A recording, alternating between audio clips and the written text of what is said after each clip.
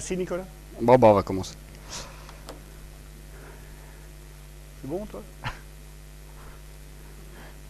C'est bon, je l'ai mis sur on hein, là, t'as vu? Ouais. Bon, bonsoir, merci d'être venus assez nombreux.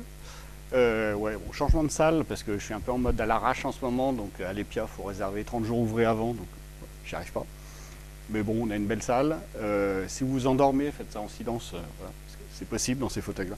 Voilà. Bon, je vais dire des choses totalement inintéressantes normalement, comme d'habitude, mais je vais essayer de faire 2-3 blagues, et puis après on passera à autre chose.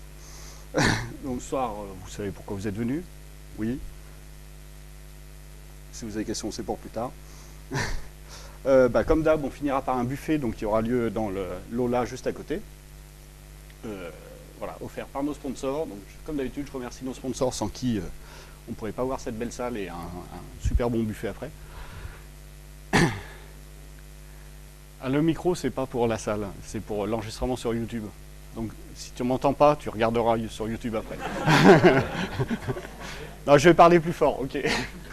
Donc, merci aux Sphères, Ortis, Kim, Serial, Sopra, Steria, Calice et Ilem. Oui, à 9 h, les lumières tomberont dans la Aula. C'est normal, c'est pas pour qu'il se passe des choses. Les prochains événements qui auront lieu dans le coin, comme d'habitude, c'est le Scala User Group donc, qui fait une présentation sur un truc. Ouais. Non, mais bon, c'est du Spark, on l'a déjà eu au Jug, tant pis quoi. Tant pis pour eux. C'est jeudi et c'est à l'EPIA parce qu'ils sont moins à l'arrache que moi, ils arrivent à réserver des salles. Les Human Talks, ça faisait un moment qu'il n'y avait plus, donc là ils reprennent. Donc les Human Talks, je ne sais pas si vous connaissez le principe, mais c'est juste des présentations de 10 minutes. Donc voilà, c'est rapide et tout. Ça a lieu dans les locaux de Blue Infinity, je crois, cette fois-ci. Donc mardi prochain, avec 2 présentations, peut-être 3, parce que généralement il y a 3 présentations, mais ça se rajoute un peu au dernier moment. Nicolas, tu fais pas une présentation? Ah, c'était il y a un mois, d'accord. Bon, mais tu pourrais refaire une présentation de vous? Une autre? Non. Donc Meteor.js et Keeplink. Ne me demandez pas ce que c'est, j'en ai aucune idée. Oui, à la RTS, ils font 2 jours de. Voilà, ils font un Hack Day sur 2 jours. C'est gratuit, si vous voulez y aller. C'est vendredi et samedi, et donc l'objectif, c'est un peu de faire des apps. Ils ouvrent toutes leurs API, vidéo, audio et tout ça, et donc de faire des applis là-dessus. Et je crois qu'il y a des récompenses, c'est gratuit. Et puis le 12 décembre, on va refaire un Devox for Kids, parce qu'on aime bien ça. Voilà. Pour ceux qui ne connaisseraient pas le principe de Devox for Kids, c'est des ateliers de découverte de la programmation, de l'électronique et de la robotique pour les enfants. Voilà. Les autres fois, on prenait des enfants de 7 à 15 ans, et là, on est encore plus ambitieux, on va prendre des tout petits, des 4-6 ans, pas beaucoup, hein, parce qu'on a des nouveaux robots qui vont bien pour les tout petits.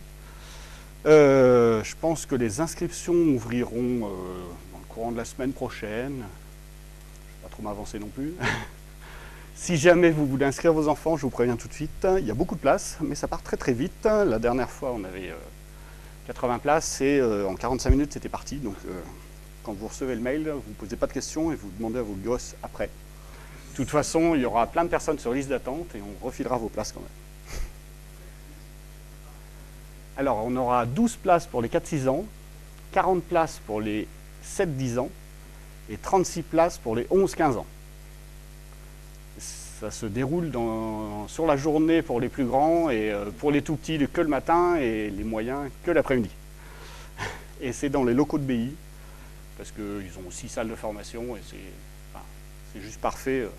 Au niveau accueil, on ne peut pas rêver mieux. Et vous aurez des super animateurs, dont beaucoup sont dans la salle aujourd'hui.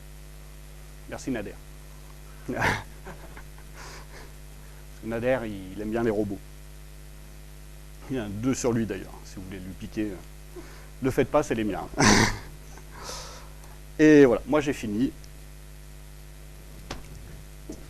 Je te laisse. Merci.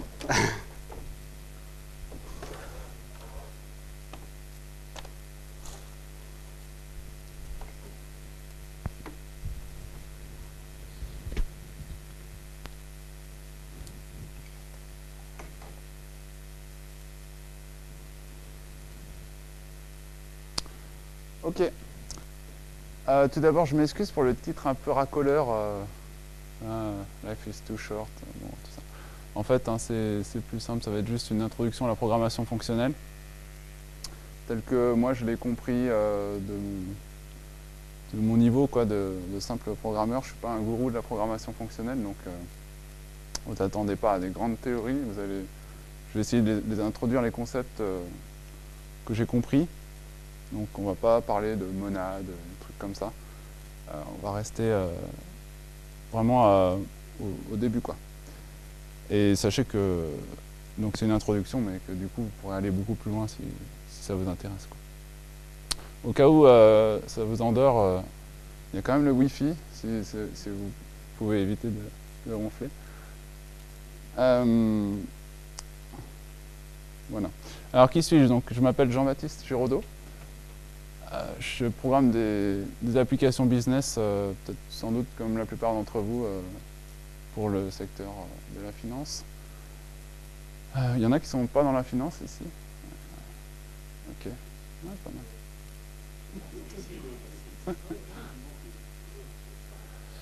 mal. Ce que j'aime, c'est écrire du code correct et modulaire. Et ce que j'aime pas, c'est débugger des nuls pointeurs exception. Mais ça, je pense qu'il n'y a pas grand monde comme ça. Vous pouvez me retrouver sur Twitter et puis sur GitHub.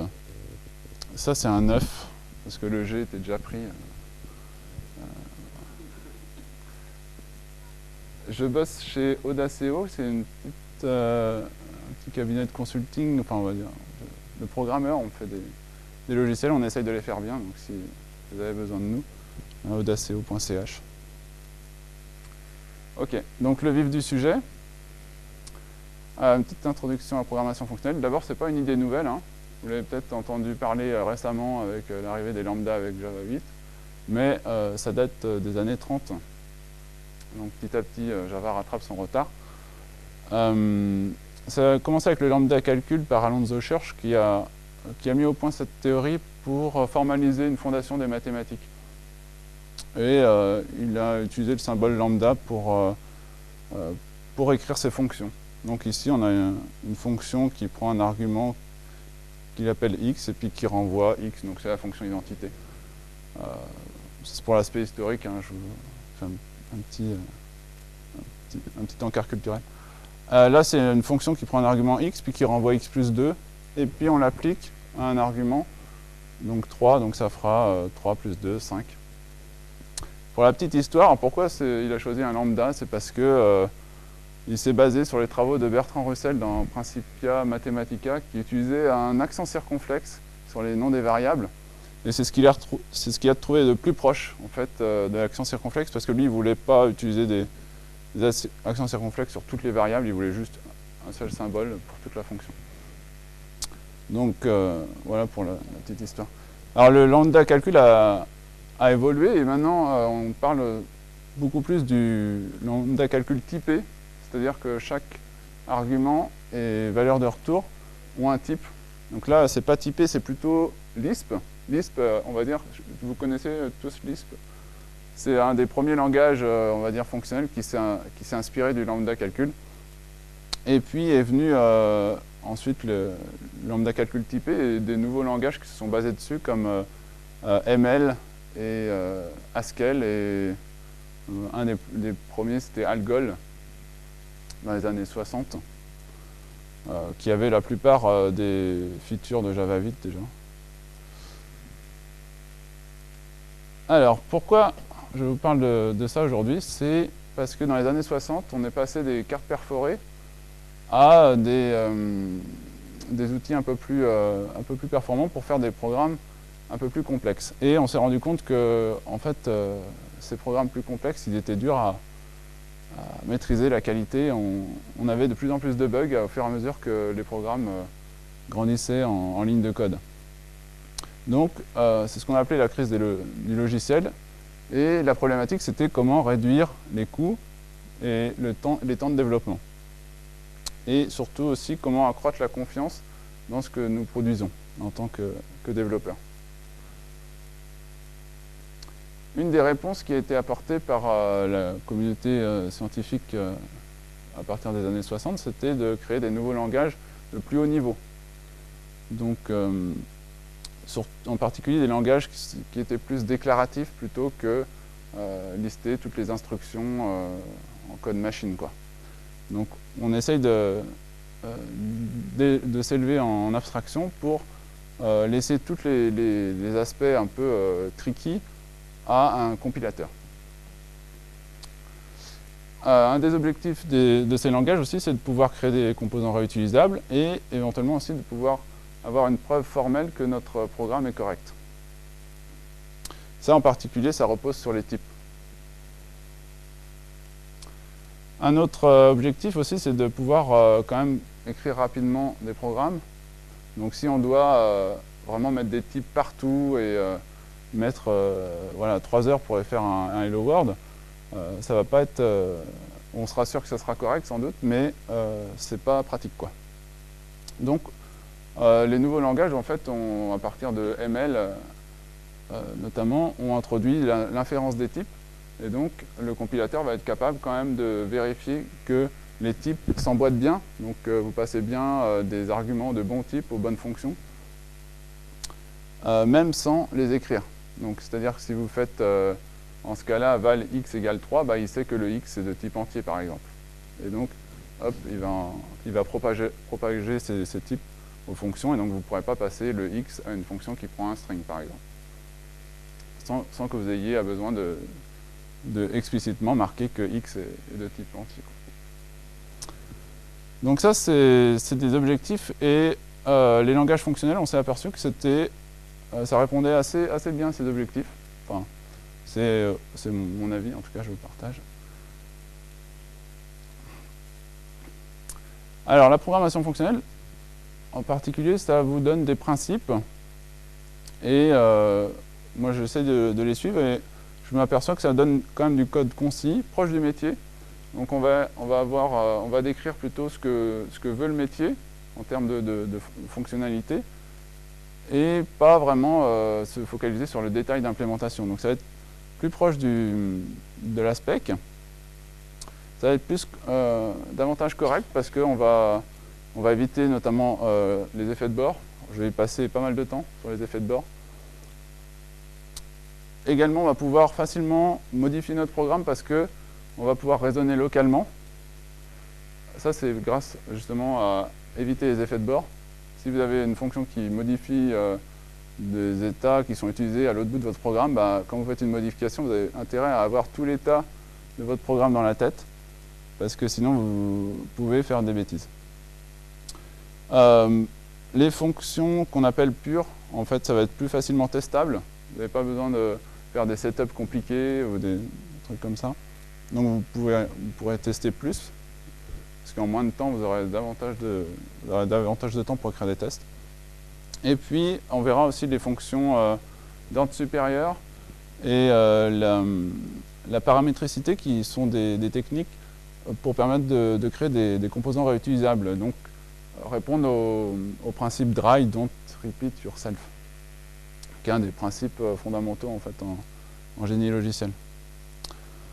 L'absence aussi d'effet de bord, ça vous permet beaucoup plus facilement de pouvoir paralyser votre code. Des fois, on n'en a pas forcément besoin, mais on se rend compte que si on a besoin de perf, si votre fonction est pure, vous n'avez pas besoin de vous soucier de quoi que ce soit, vous pouvez la réutiliser en parallèle, quoi. Bon, ok, donc c'est quoi exactement? Je vais introduire une syntaxe, je vais utiliser pas mal d'exemples en Java 8 et en Scala un peu. Est-ce que tout le monde connaît un peu les syntaxes lambda de Java 8? Il y en a qui sont pas familiers avec Java 8. Avec Scala, peut-être plus.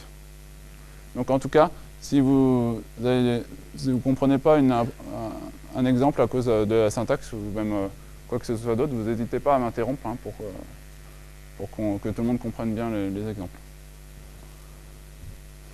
Alors, donc quand je vous disais, c'est des langages qui sont plus basés sur l'aspect déclaratif.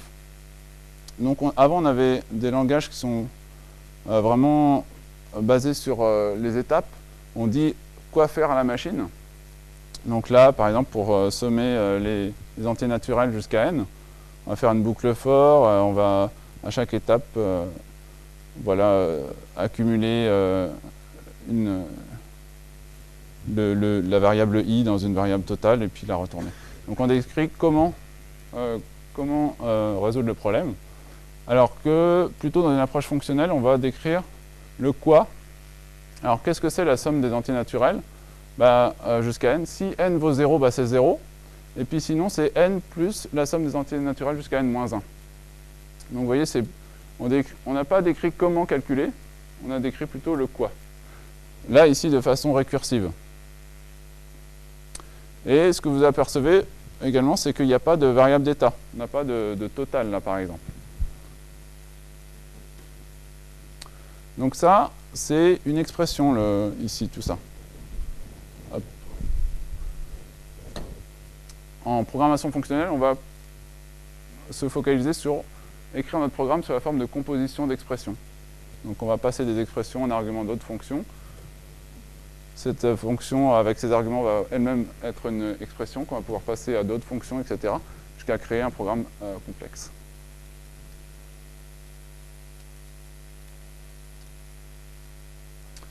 Voilà, donc c'est utiliser des fonctions avec des arguments. Et spécifiquement des fonctions pures. Donc fonctions pures, ce n'est pas d'effet de bord. Et notamment, donc, pour éviter des effets de bord, on va utiliser des structures de données immutables de façon à ce que quand on retourne une structure, les données ne puissent pas être modifiées.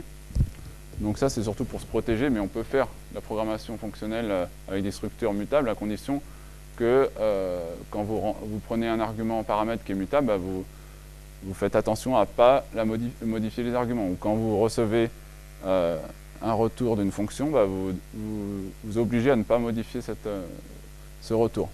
Donc c'est juste que les structures immutables, ça vous facilite la vie, quoi. Alors, c'est quoi les langages fonctionnels? Les langages fonctionnels, ça supporte et encourage le style fonctionnel.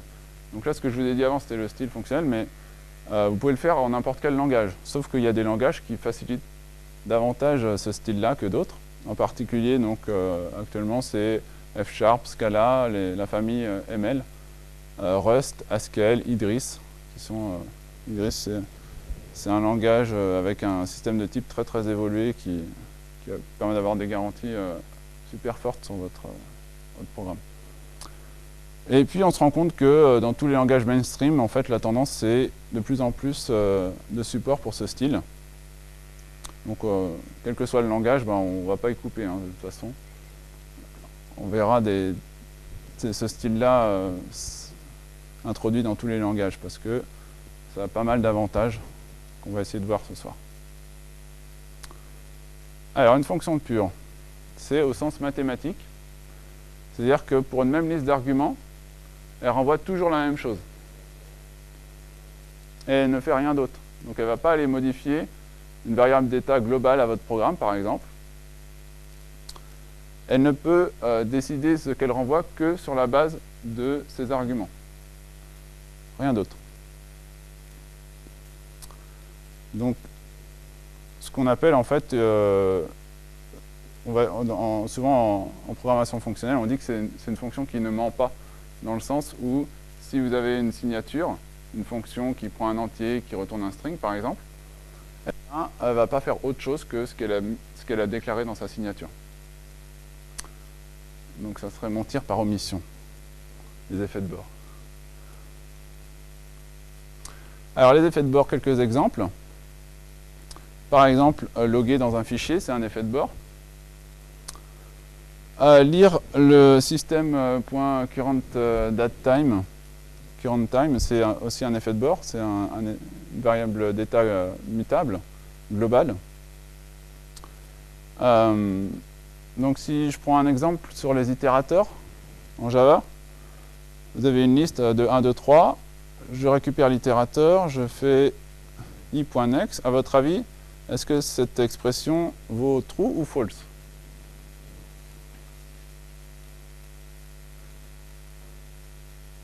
Quelqu'un?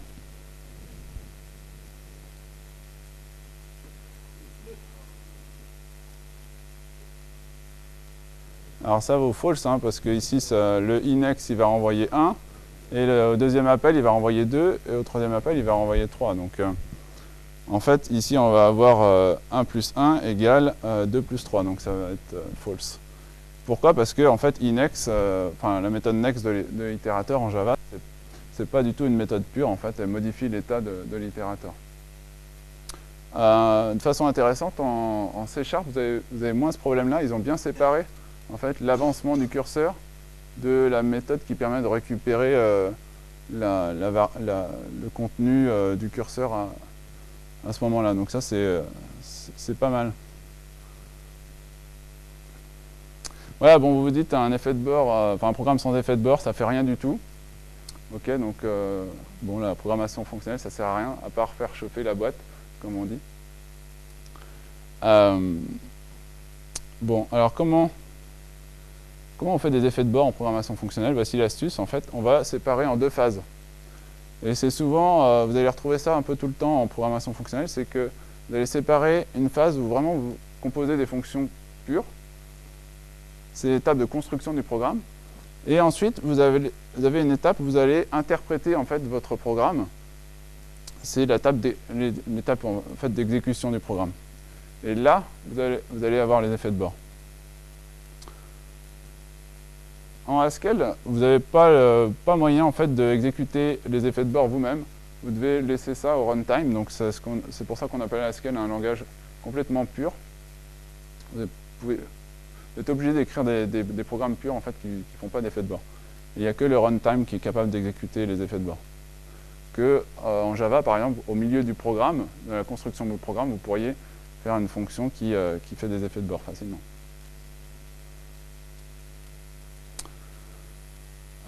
Et donc, en fait, pour pouvoir identifier les effets de bord, une technique courante en programmation fonctionnelle, c'est de la modéliser dans un type. Donc, prenons un exemple. Un programme plein d'effets de bord. Là, ici, on lit un fichier, le contenu d'un fichier, on le met dans une variable content. On affiche ce contenu dans la sortie standard.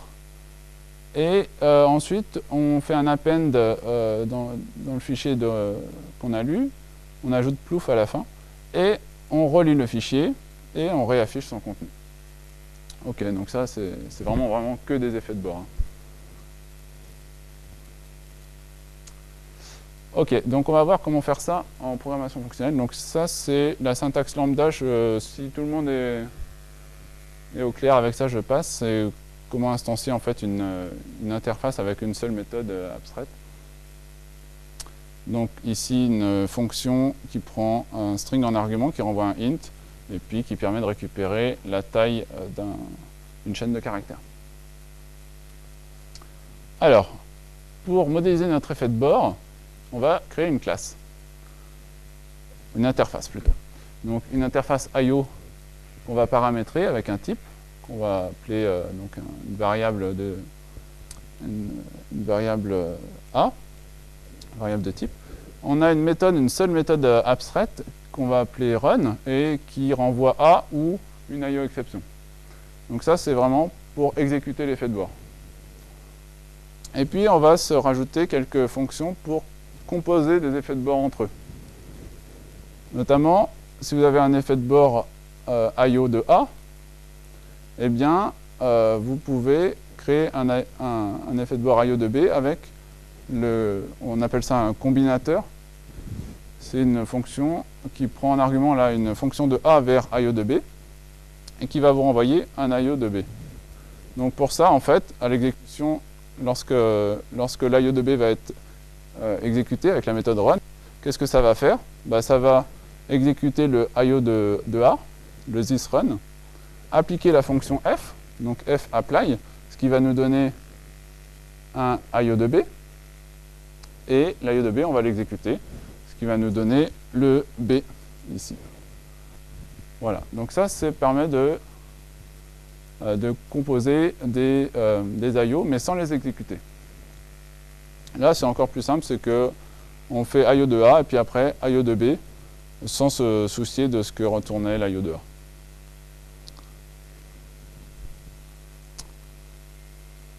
Ça vous... Je commence peut-être un peu fort, hein, mais Mais vous allez voir tout de suite un peu comment ça s'utilise et ça va être plus clair. Ouais.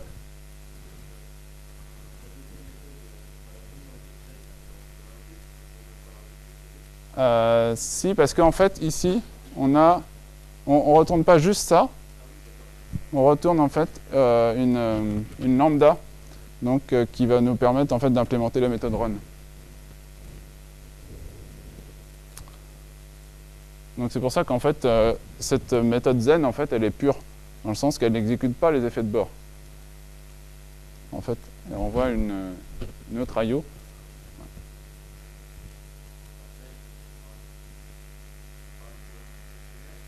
Et une fois que vous avez créé votre programme, bah, vous pouvez l'exécuter. Et là, ça va exécuter tous les effets de bord, et ça va faire exactement la même chose que précédemment. Donc vous avez juste des zen à la fin, en plus. Sinon, c'est la même chose. Alors vous me dites, ok, pour info, ça c'est ce que vous auriez en Haskell, donc ça ressemble un peu, c'est un peu plus concis, quoi.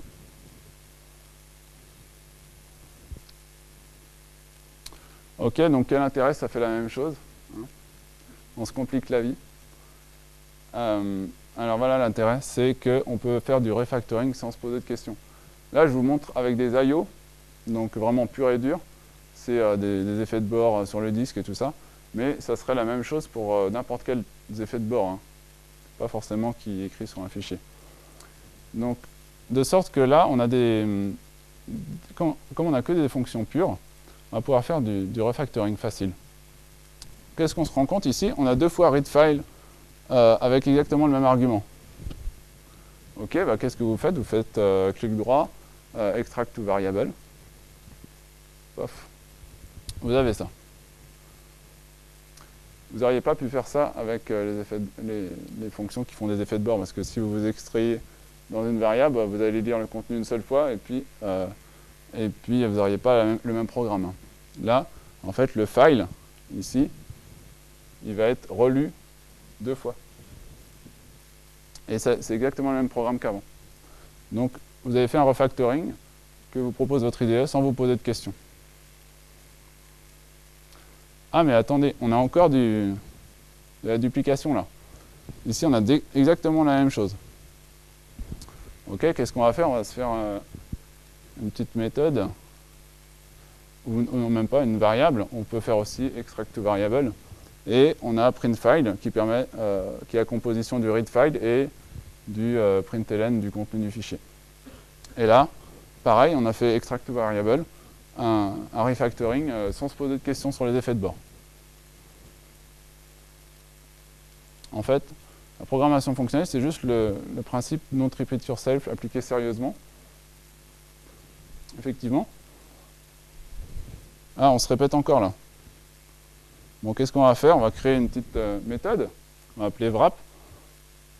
Wrap en haut aussi, elle prend 2 IO, A et B, et puis elle va faire A, après B, après A. Donc on va wrapper A autour de B. Et puis, finalement, notre programme, qu'est-ce que c'est? Ben, c'est juste wrap print file autour de write to file IO. Et là, vous avez été au maximum du refactoring. Et tout ça sans vous poser de questions, quoi. Ouais.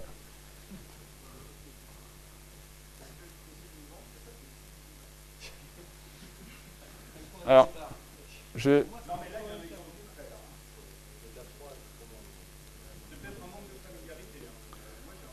dis pas que la syntaxe de Java est pas verbeuse. Ça, c'est sûr. La syntaxe de Java est verbeuse.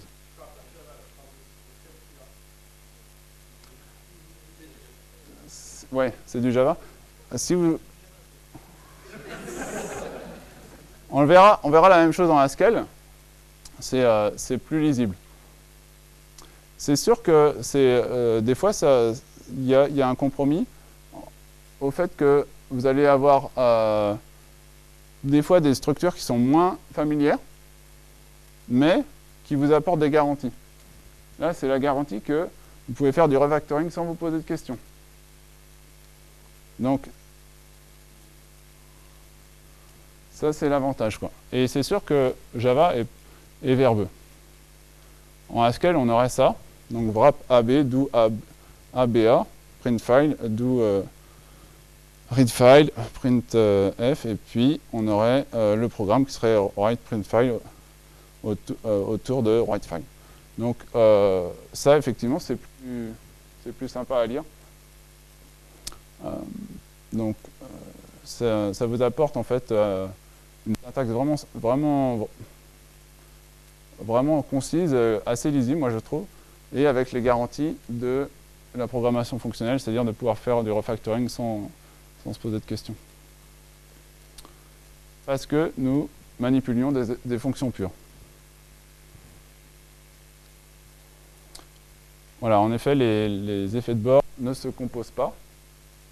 Vous ne pouvez pas facilement réutiliser une fonction qui fait des effets de bord pour un autre use case. Vous avez besoin de vous dire ah mais attendez, si je réutilisais cette fonction-là, il y a un autre use case qui dépendait de cet effet de bord, et si je la réutilise, il va plus marcher comme avant. Voilà, donc bad things will happen si vous utilisez du shared mutable state. Ok, donc fini la rigolade. Quiz numéro 1. Un Haskell book à gagner pour le premier qui nous donne la bonne réponse. Parmi ces fonctions, lesquelles sont pures? Laquelle ou lesquelles? Alors, levez la main pour ceux qui sont sûrs. Alors, je t'écoute. La 2 et la 4, il y en a d'autres qui sont pures. Là, 2, 3 et 4, il y en a en fait. Toutes elles sont pures. Ok. Alors elles sont toutes pures, effectivement.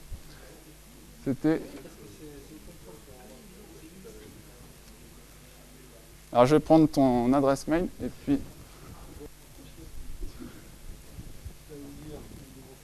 Donc c'est un Haskell book de valeur de $60 au format électronique.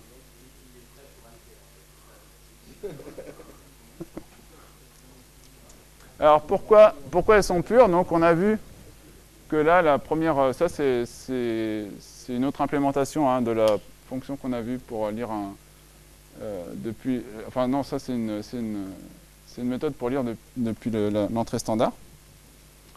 Une ligne. Donc elle retourne une IO, donc elle fait rien. Elle fait pas d'effet de bord. C'est uniquement quand vous ferez le run qu'il y aura l'effet de bord. Donc la méthode elle-même, quand vous l'appelez, elle n'a rien fait du tout. La deuxième là, elle fait pas d'effet de bord. Par contre, c'est une fonction partielle qu'on appelle ça, parce que en fait, finalement, elle n'est pas définie pour d égale 0. Donc il n'y aura pas d'effet de bord. Par contre, vous aurez une exception. Donc ça, c'est pas terrible quand même. Un peu mieux, c'est une fonction pure aussi, mais totale, qui, elle, du coup, ne fera jamais d'exception. Donc, je vous encourage, quand vous êtes, de programmer au maximum avec des fonctions totales, de sorte que vous êtes sûr de gérer tous les cas à chaque fois, quoi. Ça, c'est une fonction qui a un effet de bord local, mais l'effet de bord, il n'est pas observable à l'extérieur de la fonction. Donc en fait, la fonction elle-même, elle est pure. Même si vous faites un effet de bord à l'intérieur, c'est pas très grave. Surtout en Java, des fois, c'est un peu dur de les éviter, mais faire un effet de bord local à une fonction, ça ne vous empêche pas que la fonction reste pure et que vous ayez tous les bénéfices quand même d'une fonction pure. Donc les fonctions pures, c'est ce qui permet en fait la transparence référentielle.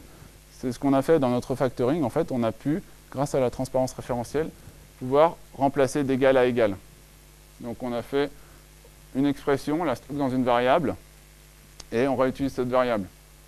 Donc on a remplacé en fait le résultat d'une expression par sa valeur dans d'autres expressions. Donc on a pu raisonner facilement d'égal à égal. Donc c'est ce qu'on appelle la transparence référentielle.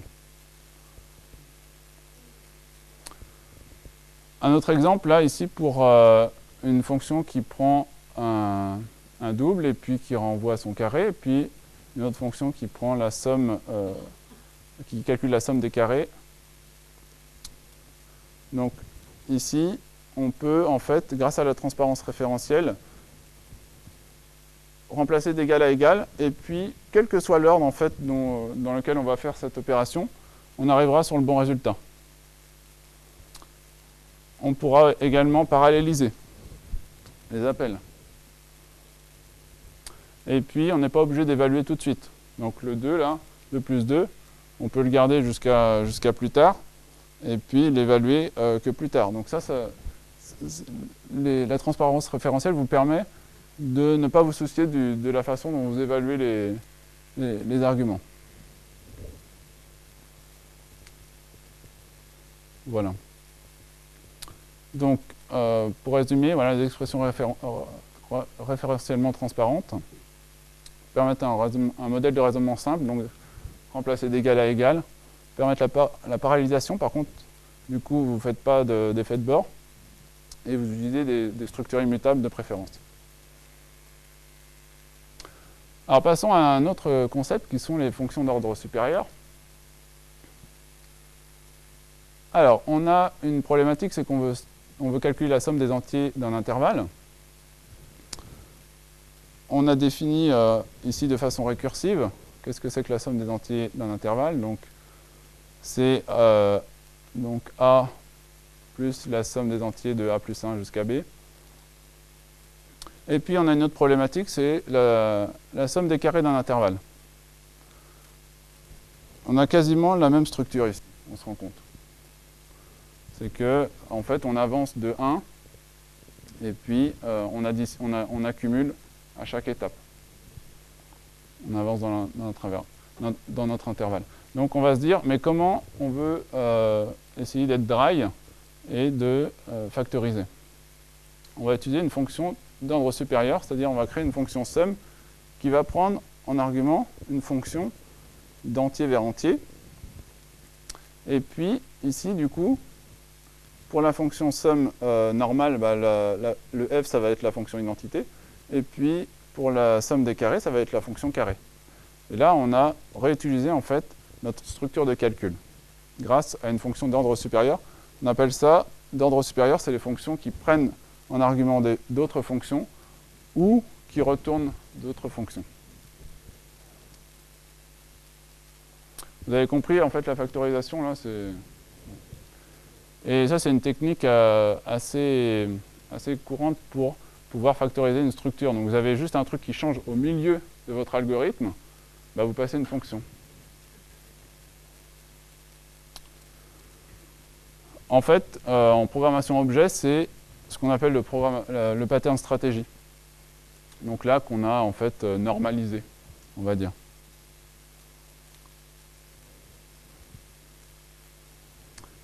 Voilà, donc les fonctions, c'est des valeurs comme les autres. Vous pouvez les passer en paramètres, les renvoyer en valeur de retour. Donc il n'y a rien de spécial. Voilà, donc tout ça pour dire que les structures de calcul, en fait, on ne se rend souvent pas compte, tellement on a l'habitude de répéter la même chose, mais ils sont souvent dupliqués. En variation de bug près, parce qu'on va réinventer la roue à chaque fois. Et on va à chaque fois introduire des bugs un peu spécifiques, quoi. Prenons un exemple, on veut afficher un rapport des n plus importants ordres de bourse de la journée en ignorant les ordres de faible montant. Donc ça, on veut les afficher juste dans une interface graphique avec une colonne qui serait le libellé de l'ordre et puis le montant. Ou alors dans un rapport Excel, enfin peu importe. Alors, voici ce qu'on va écrire en Java traditionnel. On va prendre là une fonction qui s'appelle mainOrder qui va prendre une liste d'ordres, le nombre d'ordres que l'on veut afficher, et puis un seuil en dessous duquel on va éliminer les ordres qu'on n'affichera pas. Et puis on va retourner en fait nos deux colonnes là, une paire qui sera, premier élément, ça sera le libellé de l'ordre, et puis le double, c'est le montant de l'ordre.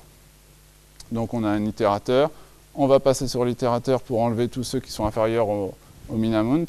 Ensuite, on va faire un sort. Le sort, comme on veut par ordre décroissant, donc il faut créer un nouveau comparateur qui inverse en fait par rapport à l'ordre naturel. Et puis ensuite, on va limiter. Donc c'est-à-dire qu'on va créer donc notre liste de sortie. Et puis, dès qu'on a atteint n, eh ben, on s'arrête. Else break, là.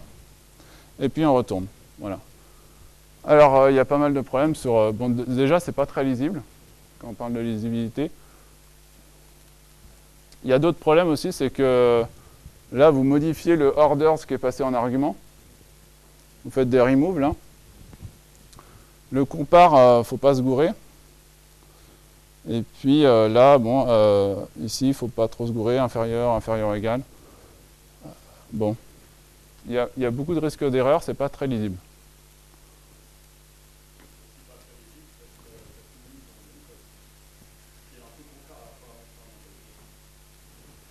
Bah,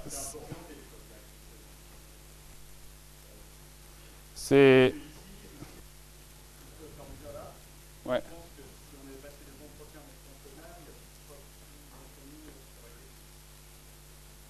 On le voit pourtant.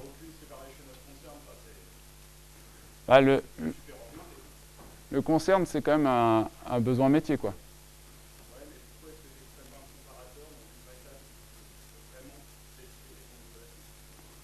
Oui, oui, c'est vrai. On peut améliorer, mais ça tient sur un slide quand même.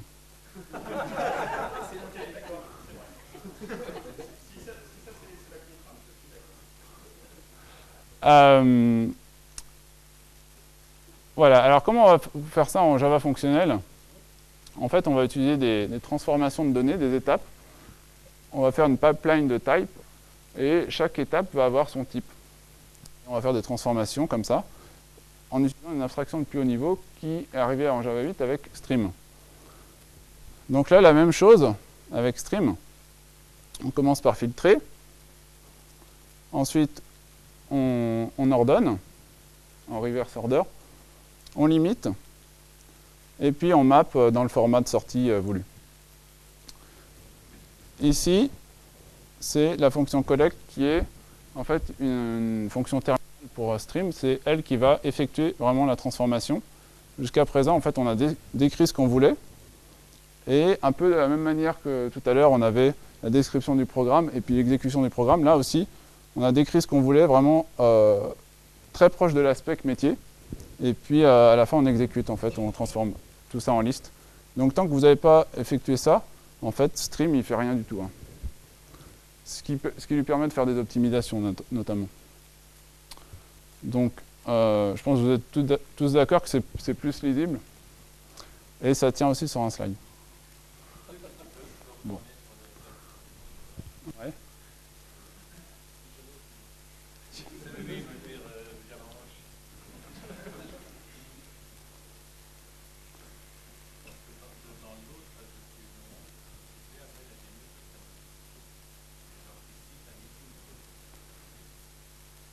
Ouais.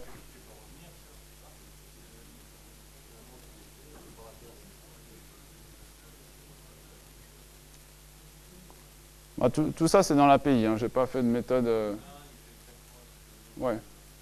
Bah, sauf qu'il ne fait pas d'effet de bord, celui-là. L'autre, il modifiait la liste ordre en entrée. Mais bon, je suis d'accord, c'était vraiment pour exemplifier les mauvaises pratiques. Mais justement, en fait, quand vous faites des bonnes pratiques, souvent vous allez voir que vous allez être assez proche en fait, de l'approche fonctionnelle. Quand vous faites vraiment du solide, bah, souvent vous arrivez à du fonctionnel. Alors, deuxième spec, le champ display info, c'est une info confidentielle et elle est encryptée. On ne veut pas que ça impacte les perfs quand même de notre application. L'encryptage en fait prend trop de temps. Après quelques tests, on voit que ça prend un peu de la décryption et que notre affichage est devenu lent. Bon, on se dit on a 32 CPU, on va s'en servir. Voilà, en fonctionnel, on va passer un troisième argument qu'on va appeler decrypt. Là. qui permet de décrypter en fait le libellé, et avec en fait une modification assez mineure et relativement orthogonale à notre code métier. On va paralléliser, ici en appelant parallel stream au lieu de stream, et on va décrypter à la volée là, dans la fonction map. Donc parallel stream va vous permettre de paralléliser au maximum en fonction du... C'est un pool de threads en fait, taillé en fonction du nombre de CPU que vous avez sur votre, pour votre JVM, alloué à votre JVM. Et donc ça va notamment paralléliser les appels à map. Parce qu'effectivement, map en fait permet de transformer chaque argument en fait, de façon indépendante. Donc la transformation, elle n'influe pas sur les copains d'à côté, donc vous pouvez le faire en parallèle.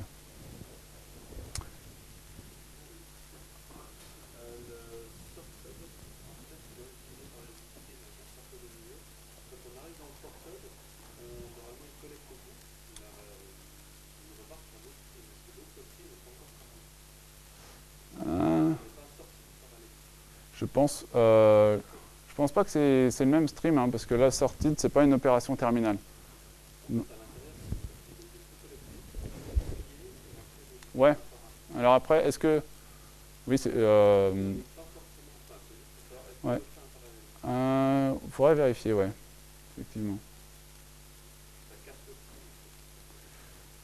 Ouais, c'est vrai que on est un peu obligé de faire ça avant de pouvoir limiter, parce qu'effectivement, on ne sait pas si le dernier qu'on va avoir, ça se trouve, il est tout à la fin.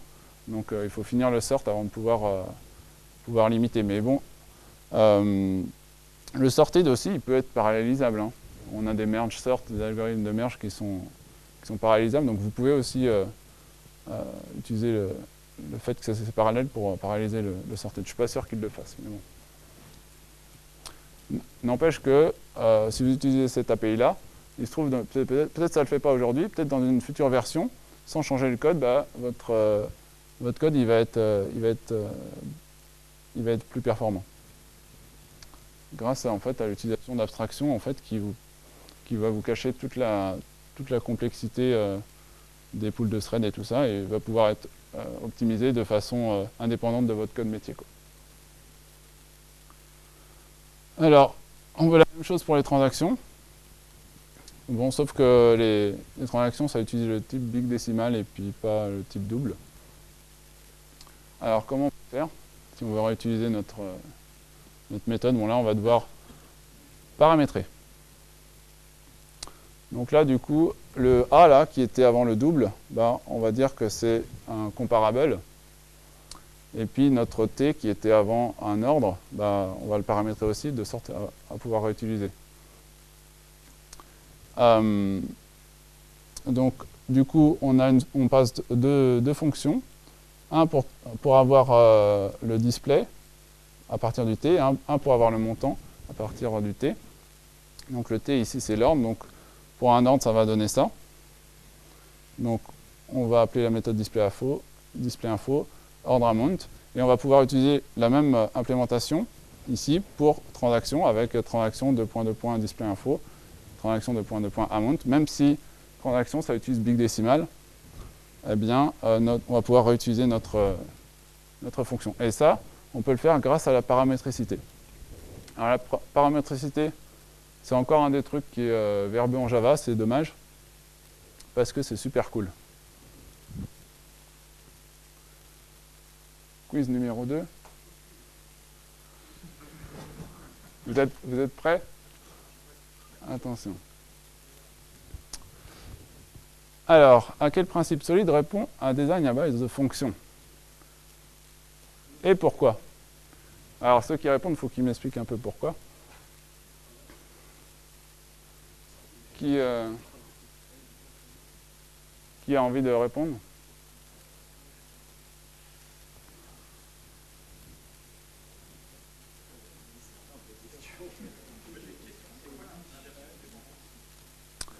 Alors, l'inversion de dépendance, ça veut dire que on va dépendre sur des interfaces plutôt que des implémentations concrètes, quoi.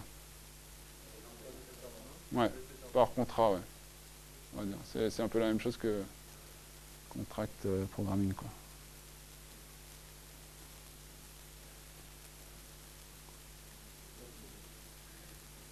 Allez, lancez-vous, hein, si... Alors l'ISCOP, c'est la base en fait de la programmation objet, dans le sens où c'est l'héritage. Donc c'est-à-dire qu'on peut, si A si A est en B et qu'on a une propriété qui est vraie pour A, alors elle doit être vraie pour B.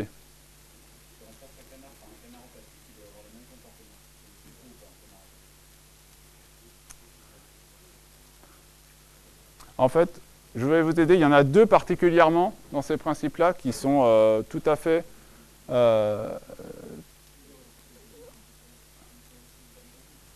alors, single responsibility, un.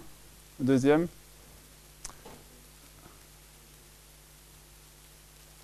Alors, c'est... Ouais, c'est surtout interface segregation. Interface segregation, c'est le fait qu'on ne veut pas on veut pas forcer un client de notre code à dépendre d'une interface avec 50 méthodes s'il a besoin qu'une seule. Et quoi de plus ségrégué qu'une interface qui a qu'une seule méthode, c'est-à-dire une fonction. Voilà. Alors, 1 et 4 en particulier, mais en tordant un petit peu les concepts, en fait, vous pouvez répondre à tout. La list-of substitution, par exemple, c'est la contravariance en programmation fonctionnelle. Mais bon. En particulier, donc, single responsibility, une fonction, ça a une seule responsabilité, ça ne fait pas d'effet de bord. Et puis, interface segregation, c'est notamment les fonctions d'ordre supérieur, donc vous allez passer vraiment des fonctions plutôt qu'une interface avec 50 méthodes. Et du coup, ça sera super facile à tester parce que vous n'avez pas besoin de faire un mock avec 50 méthodes et puis essayer de deviner, soit faire des retours nuls pour les 49 autres, en essayant d'aller... Du coup, vous allez devoir aller regarder dans le code. Ah, mais il n'utilise que celle-là, alors je vais implémenter mon mock de façon à qu'il utilise... Enfin, voilà. Et puis, tout d'un coup, il va utiliser une deuxième méthode et puis vous allez avoir un problème, quoi. Tous vos tests sont à revoir. OK. Alors, Xavier, je vais donner ton...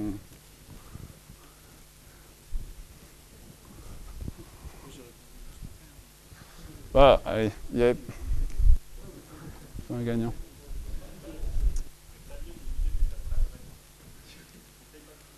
Voilà, et puis comme je te vois le midi, je vérifierai que tu as bien lu le bouquin.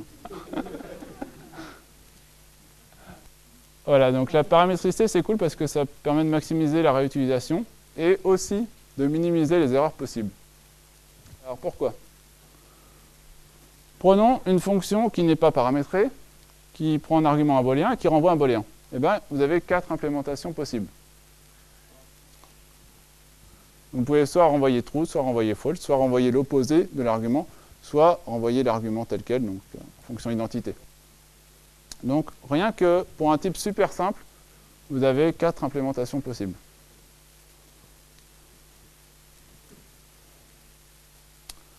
Ça se complique si vous avez des types un peu plus complexes, un tout petit peu plus complexes. De int vers booléen, le nombre d'implémentations possibles, c'est 2 puissance 32. De int vers int, alors là, voilà.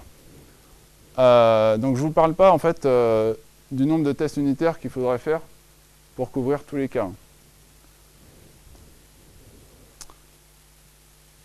Alors maintenant, à votre avis, combien il y a d'implémentations possibles de cette fonction paramétrée?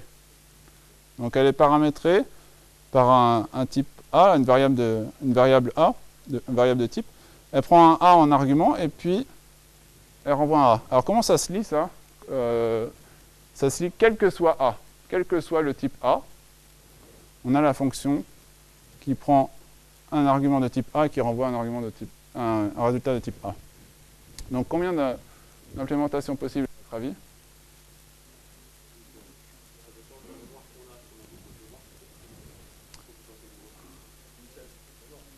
Combien d'implémentations possibles? Il y a une seule implémentation. Vous ne pouvez pas vous tromper si d'implémenter cette fonction-là, ça peut être que la fonction identité. À part si vous trichez, vous renvoyez nul, par exemple. A, c'est le type. Ouais, mais sauf que là, elle est paramétrée. C'est-à-dire que vous n'avez aucune connaissance du type. Donc, quand tu vas l'implémenter, tu vas recevoir un A, mais tu ne sais pas lequel que c'est. Et tu dois retourner un A. Le seul A que tu as à ta disposition, c'est celui qui est passé en argument. Tu ne peux pas faire autre chose. Donc, c'est pour ça que c'est super puissant, la paramétricité. C'est parce que ça vous donne des garanties beaucoup plus fortes sur votre code. Donc, un conseil, c'est que si vous avez des arguments dont vous ne vous servez pas et que vous faites juste transférer d'une structure à l'autre, par exemple, eh bien, paramétrez-les, et puis comme ça, vous éviterez des erreurs. Parce que vous, au lieu de... du coup, comme vous limitez en fait, la connaissance de vos arguments, eh bien, vous limitez en fait, ce que vous pouvez en faire avec. Et donc, vous limitez le nombre d'implémentations possibles et donc le nombre d'erreurs possibles.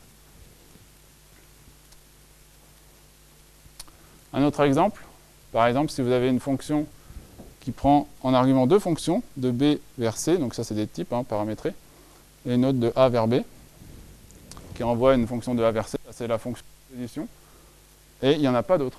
Il n'y a pas d'autre implémentation possible que la fonction composition qui compose en fait de fonctions, comme au sens mathématique f rond g, vous vous rappelez un peu les cours de secondaire. Ça c'est cool, et puis en Haskell, vous avez un moteur de recherche de signature. Vous tapez la signature que vous voulez. Par exemple, vous voulez transformer une liste d'optional en un optional de liste. Donc avec des types paramétrés. Vous tapez cette signature-là, et Google vous va dire « Ah, bah, cette fonction-là, elle est dans tel package. Hop. C'est sympa. Et c'est beaucoup plus rapide que lire toutes les Javadocs de toutes les fonctions, quoi. En effet, en fait, les types, c'est la documentation du code qui soit toujours à jour. Alors, un des principes, quand vous faites de la programmation fonctionnelle fortement typée, celle que je vous présente aujourd'hui, c'est d'essayer de modéliser les invariants par des types dans votre code métier.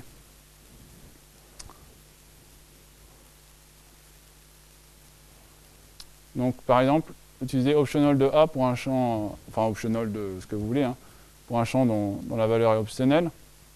Donc là, vous n'avez pas à vous poser de question, est-ce que ça peut être nul? Le type, il vous dit, bah, c'est optionnel. Essayez d'adhérer au principe valide Open Construction, c'est-à-dire que quand vous avez initialisé votre objet, bah, il est valide. Vous n'avez pas à vous poser de question, est-ce qu'il faut que j'appelle une méthode init ou pas, ou est-ce que ça a déjà été appelé avant dans le code? Ok. Vous avez une valeur de type A, elle est initialisée. Et quand vous respectez un peu ces principes, bah, vous avez besoin de tester beaucoup moins parce que, en fait, vous avez besoin de tester que ce qui n'est pas représentable par des types. Qu'est-ce que j'entends par là? C'est, par exemple, vous avez ici une personne. First name, middle name, last name, string, string, string, string. Que des strings. Donc c'est du stringly type programming. C'est exactement l'inverse de la programmation fonctionnelle fortement typée. On se pose des questions, est-ce que le middle name est optionnel?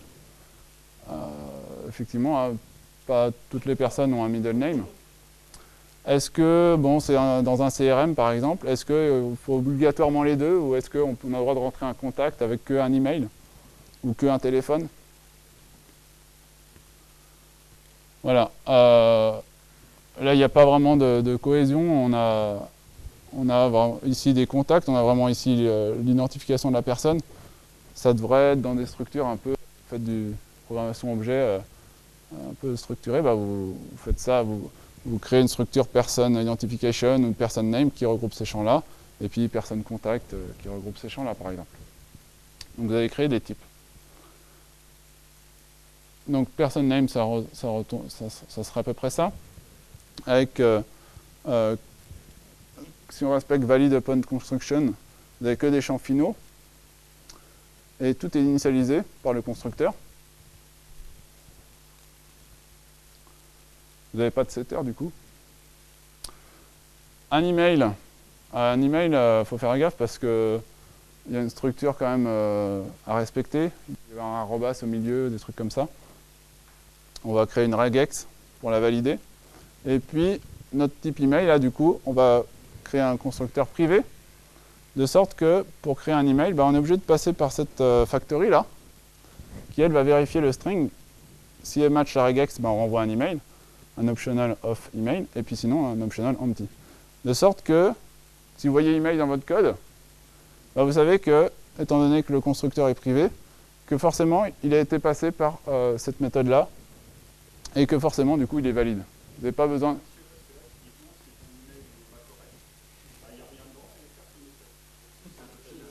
C'est un optional absent. Ouais, d'accord. Donc le mec, oui, quelqu'un a rentré, on ne sait pas si c'est la personne ou quelqu'un qui a rentré le truc, ça a modifié son input et on ne sait pas. Alors ça n'a pas modifié son input. Son input c'était email. Il voulait avoir donc un email sous forme de string. Il voulait savoir si son email était un email valide. Et là, à l'utilisateur, on va pouvoir faire un optional et on va transformer par exemple ça en une structure de validation. Donc si l'optional est présent, on renvoie, on utilise l'email, et sinon on renvoie une erreur comme quoi l'email n'est pas valide. Donc ça c'est juste une partie du programme. Mais après vous allez utiliser l'optional justement pour faire la validation. Donc, de sorte que en fait vous ne pouvez pas continuer dans votre programme si votre email n'est pas valide. Donc forcément ça vous oblige à traiter le cas d'erreur.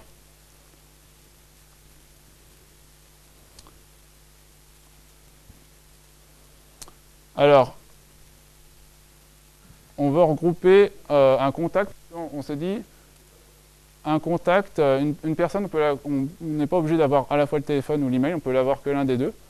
Donc on va créer une classe abstraite et puis un visiteur pour nos contacts. Donc il y a deux moyens de contact, soit par téléphone, soit par email. Donc ça c'est le pattern visitor légèrement corrigé, parce que celui originellement il renvoyait void, mais comme on ne veut pas d'effet de bord, en fait, on renvoie directement notre visiteur en fait, dans le type. Donc là, on a une méthode match qui traditionnellement s'appelle accept. Et puis, donc voilà. Elle est implémentée donc, par chacun des sous-classes en appelant la bonne méthode du visiteur.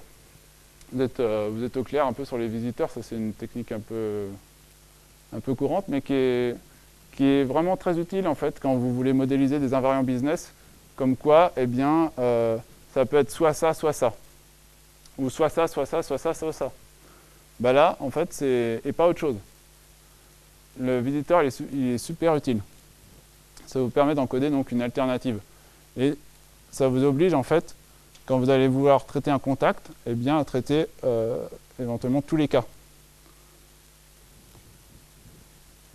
Que si vous avez une hiérarchie en fait, qui est ouverte, eh ben, des fois on va avoir des instances off, et puis en fait vous avez rajouté sans faire exprès une autre sous-classe à contact, et puis finalement en fait, dans la moitié de votre code, vous allez oublier de rajouter un instance off. Avec le pattern visitor, vous allez rajouter un nouveau moyen de contact, donc postal adresse par exemple. Et puis du coup, toutes les implémentations en fait, de cases ne compileront plus dans votre code, donc vous allez devoir à chaque fois traiter le nouveau cas. Donc ça vous assure en fait une garantie que vous allez traiter à chaque fois toutes les possibilités. Que les instances off, ça ne vous garantit pas ça. J'ai dit que je parlerai un peu des outils. Le pattern visitor, le problème en Java, c'est que c'est super verbeux. Donc il existe des outils pour faciliter ça. Celui que je préconise, il s'appelle Derive4j. En fait, il met des stéroïdes dans votre pattern visitor. C'est parce que du coup, vous avez juste besoin d'écrire ça, là. Abstract class contact, avec les cases et puis la méthode match. Et ça va vous générer en fait les constructeurs de contact qui vont prendre en argument soit un téléphone, soit un email. Ça va vous implémenter correctement les méthodes cases. Et puis ça vous génère une syntaxe pattern matching. Par exemple, si vous transformez un contact en link, on va dire, eh bien, vous allez utiliser une classe générique qui s'appelle contact avec un S, là, appelez la méthode cases, et puis traiter tous les cas. Si vous ne traitez pas tous les cas, en fait, le code ne compilera pas. Donc ça vous donne du pattern matching un peu en Scala. Si ceux qui ont utilisé Scala, ça ressemble un peu à ça. Donc vous traitez tous les cas avec en paramètre une lambda. Ça vous génère aussi des méthodes assez utiles comme des modifieurs fonctionnels. C'est-à-dire en fait, vous voulez modifier la valeur d'un numéro de téléphone en rajoutant un préfixe téléphonique. Eh bien, grâce à Derive4j, vous allez utiliser la méthode mode téléphone que vous avez composée avec une méthode mode val qui permet de récupérer en fait dans téléphone la valeur string et puis rajouter plus 41. Et tout ça, ça va retourner une nouvelle fonction qui prend un contact et retourne un contact. Et si le contact est un téléphone, eh ben, ça va rajouter le préfixe. Et tout ça en ne modifiant pas le contact d'origine, mais en créant un nouveau contact avec le préfixe ajouté.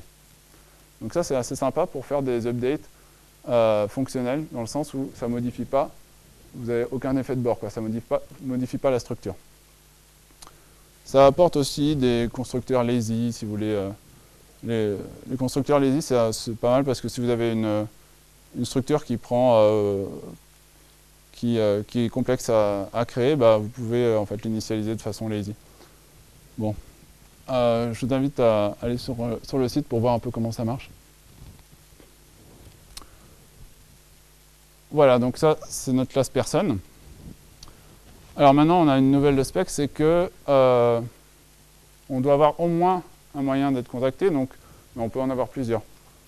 Donc au lieu d'utiliser un type list, on va utiliser un nouveau type qu'on va appeler non-empty list. Alors c'est sympa, c'est que en fait, par construction, vous ne pourrez jamais créer une personne qui n'a pas au moins un contact. Donc ça vous évite par exemple d'écrire le test. Qu'est-ce qui se passe si je crée une personne qui n'a pas de contact? Bah, vous ne pouvez pas écrire le test. Alors, un SQL, ça tient en un slide. Donc, vous avez une méthode pour valider l'email qui renvoie en fait un optional qu'on appelait la email validation, mais en fait, en SQL, c'est le type maybe qui correspond à optional. Un type non-empty list, en fait, qui est en fait au moins un élément, et puis une liste qui, elle, du coup, peut être vide. On va créer un first name, un middle name, un last name, à partir d'autres types. Et puis notre person name, donc qui prend 3 arguments. Notre contact, un email ou un téléphone. Donc le pattern visiteur, c'est un caractère en Haskell, c'est sympa. Voilà, notre contact list, on va faire un alias. On va dire une contact list, c'est une non-empty list de contacts.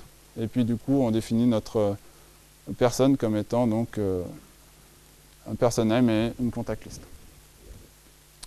Voilà, donc ça c'est assez, quand vous avez un petit peu d'expérience en Haskell, c'est assez lisible, quoi. Et puis c'est souvent plus facilement montrable à quelqu'un du business que du code Java.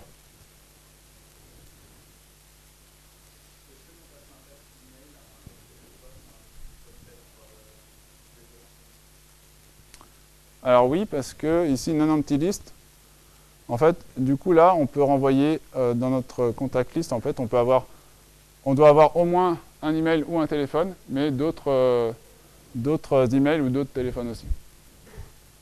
Donc ça nous donne, il y a un invariant que votre business vous a imposé, c'est d'avoir au moins un moyen de contacter la personne, ce qui paraît logique. Mais du coup, la structure de données permet d'en avoir plein d'autres. Un petit slide sur la testabilité. J'ai des slides bonus à la fin si on a le temps, mais là, je vais passer vite. Parce qu'en fait, c'est super simple la testabilité pour des fonctions pures. Vous pouvez même écrire un petit framework de test. Given arg, when applied to function, result in expected result. Given when then, ça vous dit quelque chose quand vous faites des tests. Là, vous pouvez faire un petit framework de test comme ça. Et puis, vous pouvez l'implémenter de sorte que ça vous crée un rapport HTML, par exemple. Et puis ça, le rapport HTML, si l'argument, par exemple, c'est une commande, et que la fonction, c'est l'interprétation d'une commande en un ensemble, une liste d'événements business, eh ben, vous pouvez montrer ce rapport HTML à des gens du business. Si vous faites de l'event sourcing, c'est un peu ça. Vous avez entendu parler de l'event sourcing, ça se prête super bien à l'approche fonctionnelle. Et les gens du business, ils aiment bien, voilà, quand il se passe telle commande, alors on en déduit telle liste d'événements qui sont enregistrés dans notre système. Voilà, ils peuvent lire ce test et valider, oui, c'est bien ça qu'on veut, quoi. Il n'y a pas de setup, il n'y a pas de teardown, parce qu'on ne fait que des fonctions pures. Un truc qui est sympa aussi, c'est le property-based testing. Si vous avez quelques invariants, vous pouvez les tester avec un grand nombre d'inputs. Souvent, on fait des tests unitaires avec 1 ou 2 inputs parce qu'on n'a pas le temps. Donc là, il y a une pratique en programmation fonctionnelle, c'est property-based testing. Ça veut dire ça vous génère en fait beaucoup d'entrées qui matchent le type. Et puis, s'il y a pour une entrée un invariant qui est violé, eh bien, ça va vous remonter en fait l'erreur. Et par exemple, vous lui allouez 1 seconde, et puis il va tester avec des strings voilà, en caractère chinois, plein de trucs que vous n'avez pas forcément pensé, qui pourraient faire sauter votre regex. Et là, hop, ça vous génère plein de tests. Et puis ensuite, s'il en trouve un pour laquelle en fait votre regex c'est une email valide, mais en fait la regex elle retourne false, eh bien il va essayer éventuellement de minimiser votre cas de test. S'il a passé une string qui faisait ça, il va essayer en fait de la réduire un peu, de sorte que vous ayez un cas de test qui soit le plus minimaliste et que vous ayez pas grand chose à faire pour comprendre pourquoi il y a l'erreur, quoi. Donc ça, c'est des frameworks de test assez intéressants. Il existe en Scala, il y a Specs 2, et en Java, il y a Functional Java qui propose un framework de test de property-based testing aussi. Alors, ça, voilà, testabilité. Bon, je vais peut-être passer ça parce que c'est... on verra après si on a le temps. Je ne sais plus combien il me reste de temps, mais... Voilà. Donc voilà, réutilisabilité. Les fonctions pures, c'est réutilisable parce qu'il n'y a pas d'effet de bord. Alors, il y a quand même des inconvénients à la programmation fonctionnelle. Je n'allais pas passer dessus quand même. Ok. L'inconvénient, on l'a noté, c'est les langages legacy, tels que, en particulier, les Java pré-lambda. Alors là, c'est la catastrophe, quoi, au niveau verbosité. Vous avez quand même toujours la garantie que vous apportent les types, mais du coup, pour instancier une fonction, c'est super lourd, quoi. Donc pour ça, si vous n'êtes pas encore en Java 8, vous pouvez créer des librairies qui vous proposent des fonctions vraiment habituelles, de sorte que vous n'avez pas à les créer en mode anonyme dans votre code métier, quoi. Voilà, Guava aussi. Donc il faut utiliser des librairies. Ou alors utiliser un langage plus pratique pour la programmation fonctionnelle. Donc au minimum Java 8, mais mieux F# si vous faites du .NET, mais là, pour un Java User Group, ce serait plutôt Scala. Ou encore mieux, des langages comme Haskell.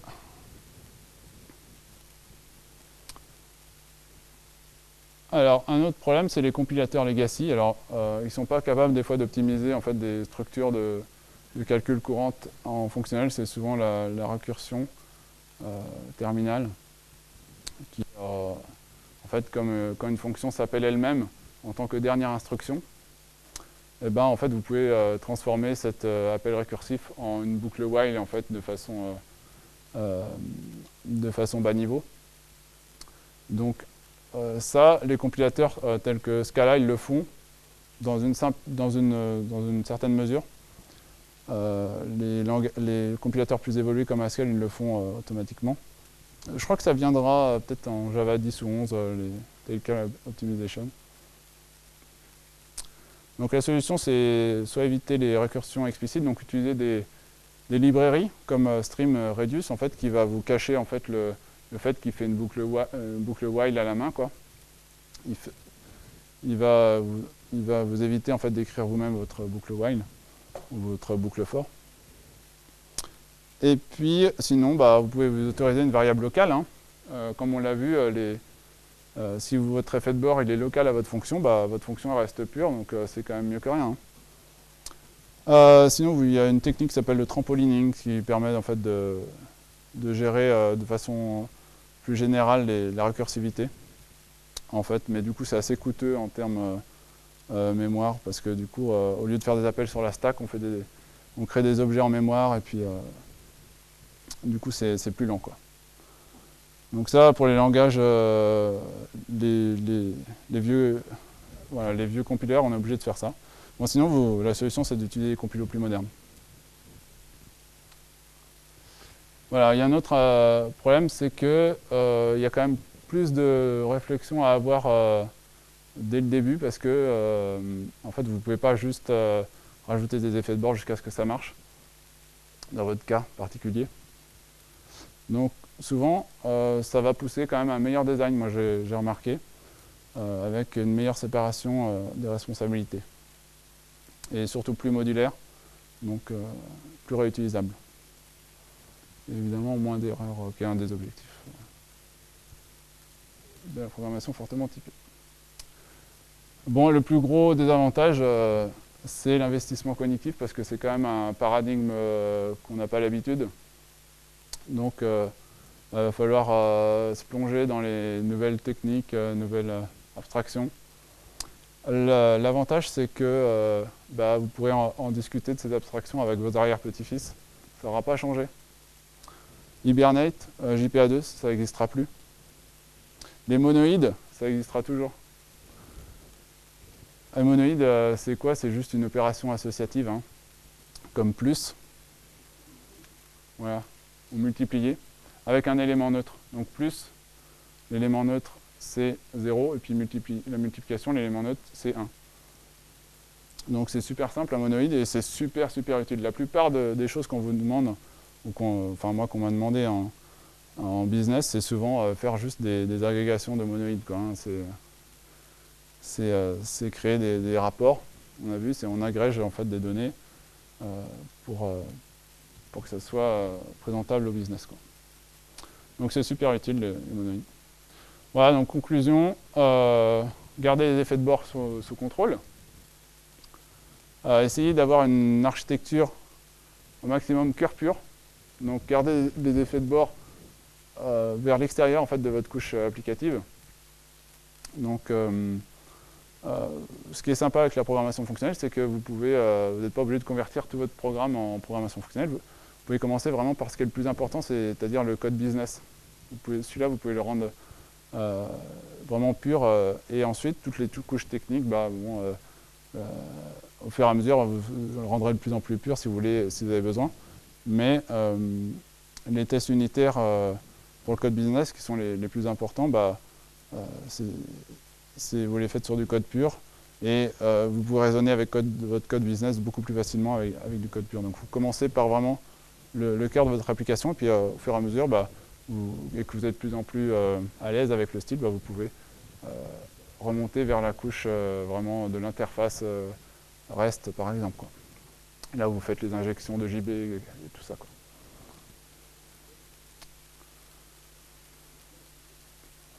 Voilà, donc attention au biais de la routine, parce qu'on a tendance souvent à sous-estimer la complexité, parce qu'on a l'habitude de faire comme ça, mais on ne se rend pas compte qu'avec des outils beaucoup plus puissants, en fait, on pourrait faire de façon beaucoup plus cost-effective, quoi. Donc c'est Alan Kay qui disait que la plupart des softwares sont construits en brute force, quoi, avec des millions d'esclaves, enfin des milliers d'esclaves, et on empile des corrections de bugs jusqu'à ce que ça marche, quoi.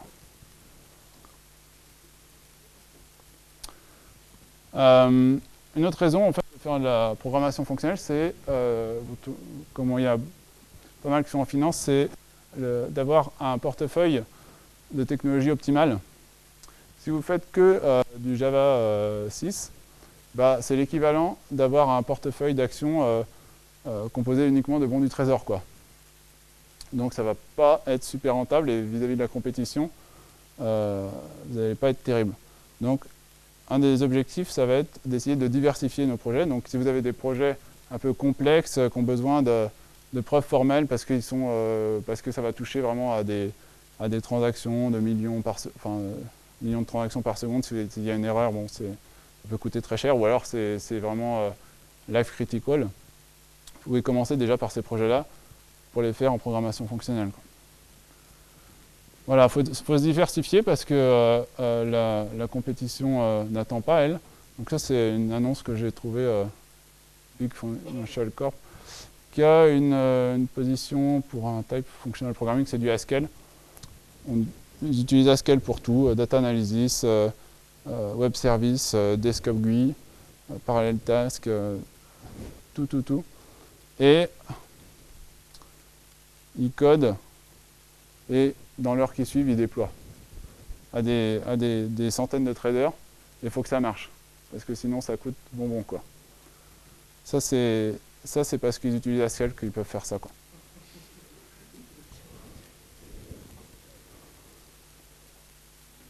Enfin, je ne sais pas s'il y en a d'autres. Si vous travaillez pour des banques qui sont capables de mettre en prod pour des traders dans la journée. Non.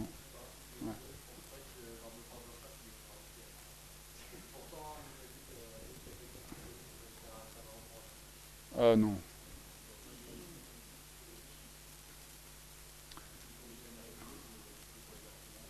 Ouais, mais il y a quand même...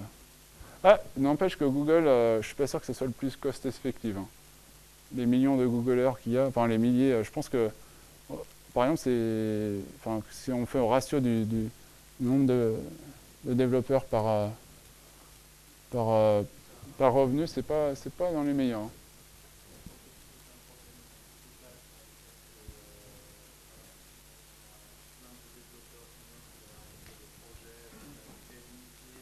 Ouais.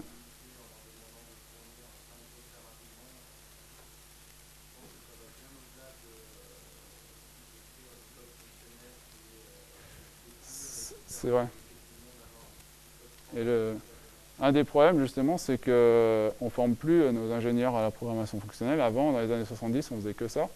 Puis après, la programmation objet est arrivée. Enfin, ouais. Et puis on a fait du Java. Et puis du coup, on a perdu un peu cette compétence, quoi.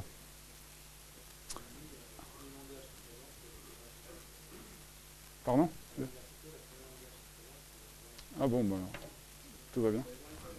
Ouais, ça... Ouais.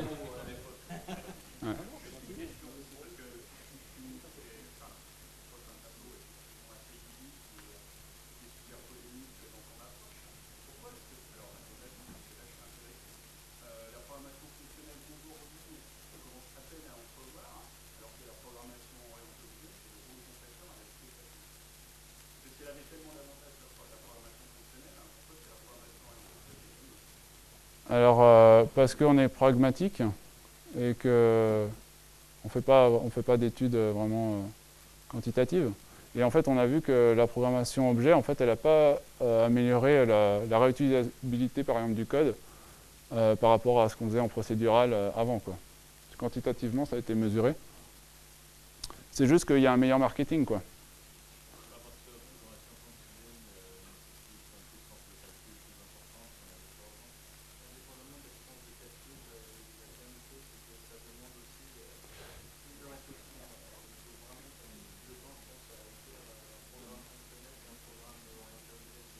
Voilà.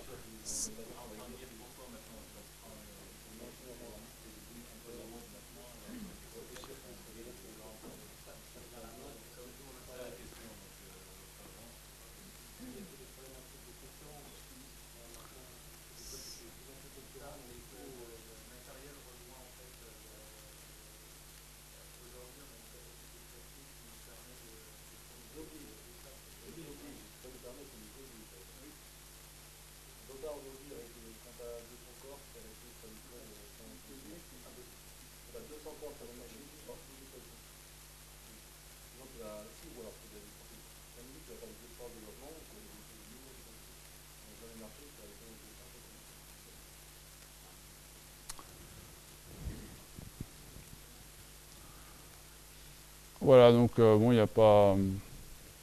Il y a quelques points à retenir. Je pense que ça, on peut tous l'accorder, c'est que éviter les effets de bord, c'est quand même plus facile à raisonner. Donc,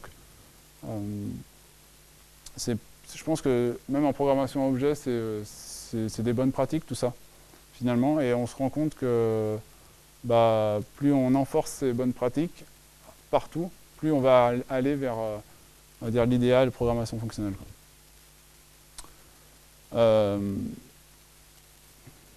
Voilà, donc ça demande effectivement un investissement cognitif, mais finalement on le fait assez régulièrement à chaque fois qu'on passe voilà, de JPA1 à JPA2, de Angular 1 à Angular 2, etc. Comme je disais, c'est un investissement cognitif qui est vraiment périn, quoi. Vous allez pas, ça ne va pas changer, c'est basé sur des maths et ça ne changera jamais, quoi. Donc voilà. Alors la boîte à outils pour Java, donc j'ai mentionné Functional Java, ça fournit plein d'abstractions, des listes persistantes. Donc par exemple, c'est des listes immutables pour lesquelles vous pouvez ajouter un élément et puis ça vous renvoie une nouvelle liste sans modifier la liste d'avant en O de 1, quoi. Il y a Fugue qui est plus léger. Donc si vous commencez la programmation fonctionnelle, je vous recommande celle-là.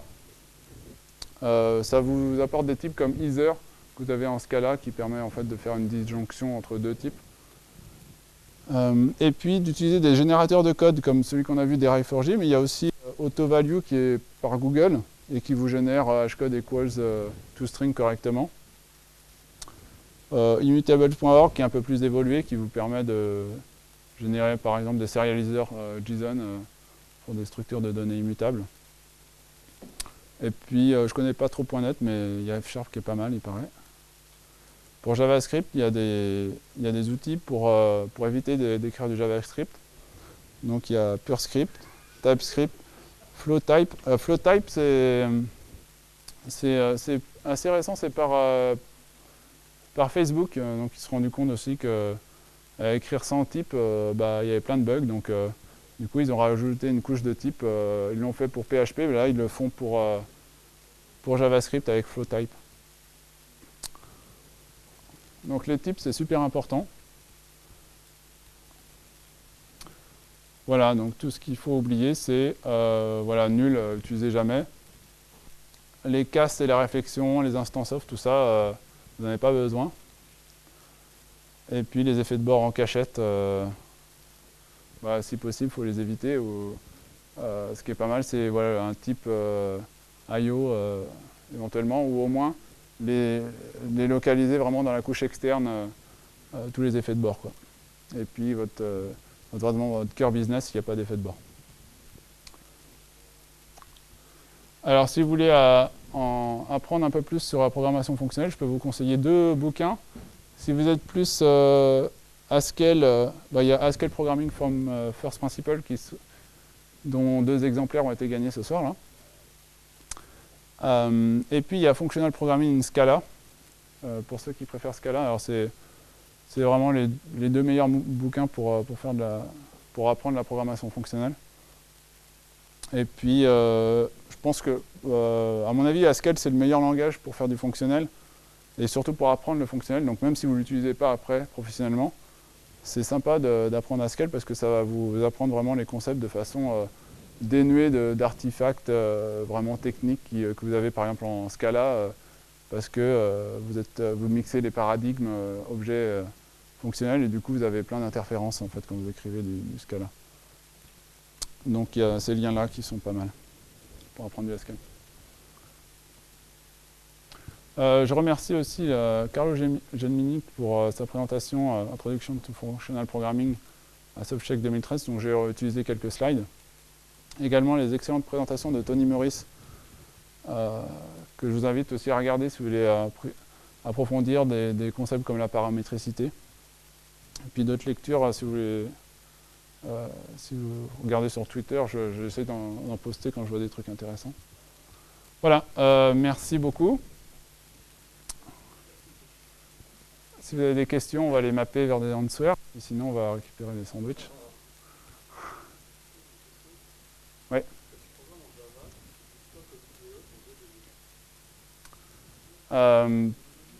Pour débugger, dernièrement, j'ai utilisé Eclipse. Ouais. Ah, vaut mieux éviter des lambdas dans les lambdas. Faut mieux. Ouais. Ouais, c'est vrai qu'ils ont. C'est ce qu'ils disent. Ouais. C'est ce qu'ils disent. Mais globalement, vaut mieux utiliser les méthodes références. Vous créez des. Les méthodes références,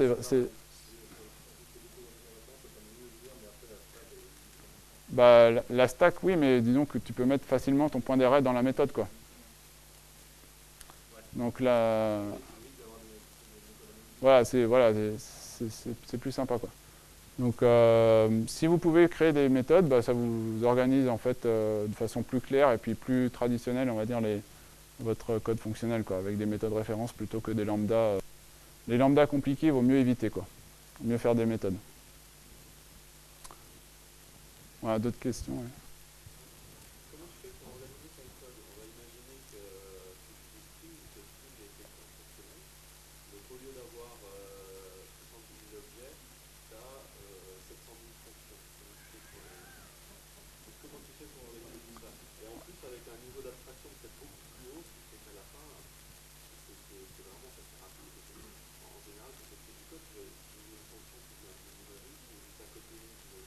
Ouais.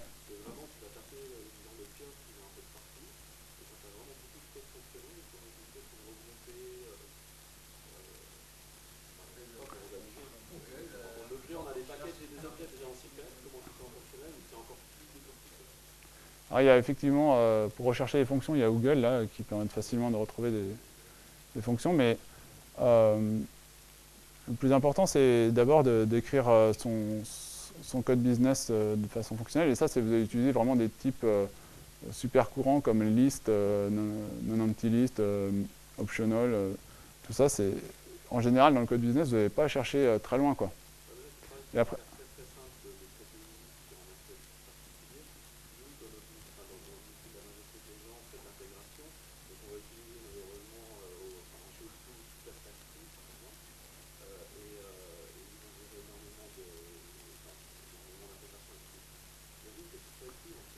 alors,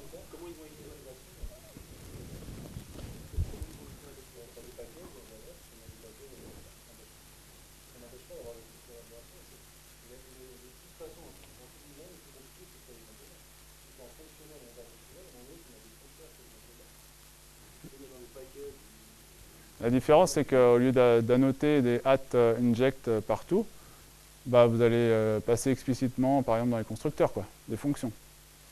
Ça...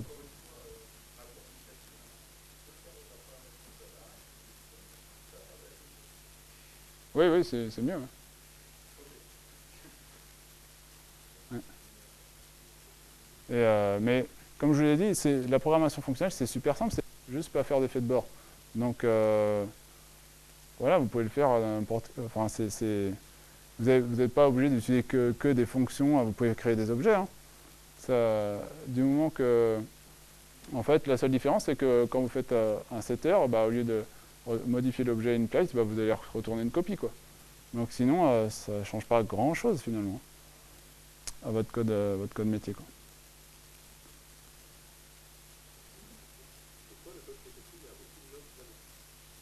Alors si, mais ça va être vraiment... En fait, les logs, ils sont souvent intéressants là où il y a des effets de bord. Parce que des fois, on fait un truc, on log, ouais, j'ai fait ça, et puis finalement, il y a un rollback, donc finalement, vous ne l'avez pas fait, quoi. Donc vous allez lire les logs, et puis finalement, il n'y a rien eu, mais parce que vous avez mélangé un log à une fonction pure, et que finalement, la persistance, elle était faite ailleurs, et ben, vous avez logué que vous avez modifié l'objet métier, et puis finalement, vous ne l'avez pas fait parce que plus tard, bah, ça ne s'est pas fait. Donc, ce qui est pas mal, c'est que vous créez un interpréteur de commande qui renvoie des événements, et puis au moment où vous persistez ces événements dans votre base, et ben là, vous allez loguer les événements, quoi. Et donc, vous allez mettre les logs au même endroit où vous faites de toute façon les effets de bord.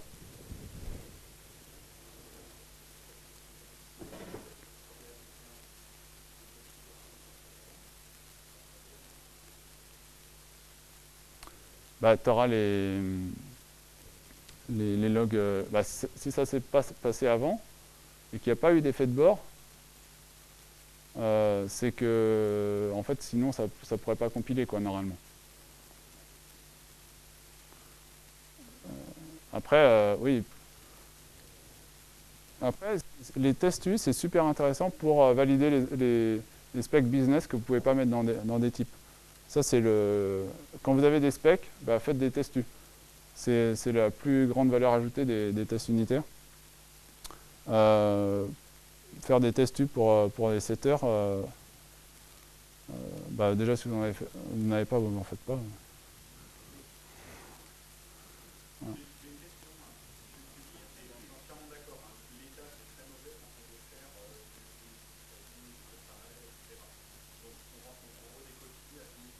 Ouais.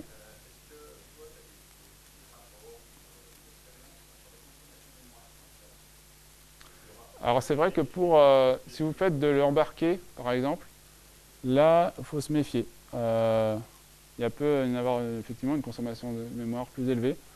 La plupart des applications business que j'ai vues, ce n'était pas les problèmes.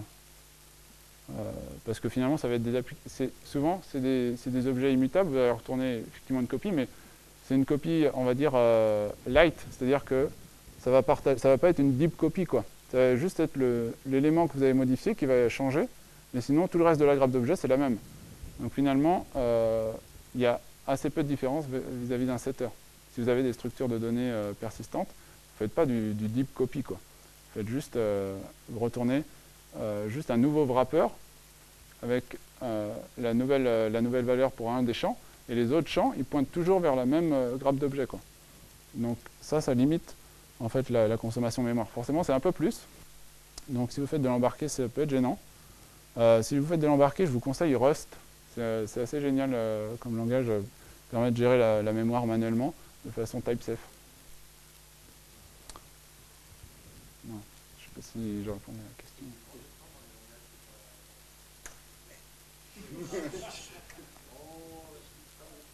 Non, mais on a encore temps t'as encore temps d'abreuver de questions en mangeant des trucs électriques. Parce que je te rappelle qu'à 9h, les lumières se baissent. Ça va être très intime. Voilà. Il y en a qui vont pas aimer. Et qui vont vouloir partir avant. Mais manger quand même. Donc je vous propose de passer au buffet, mais de continuer à lui poser des questions. Il n'y a pas de problème. Merci.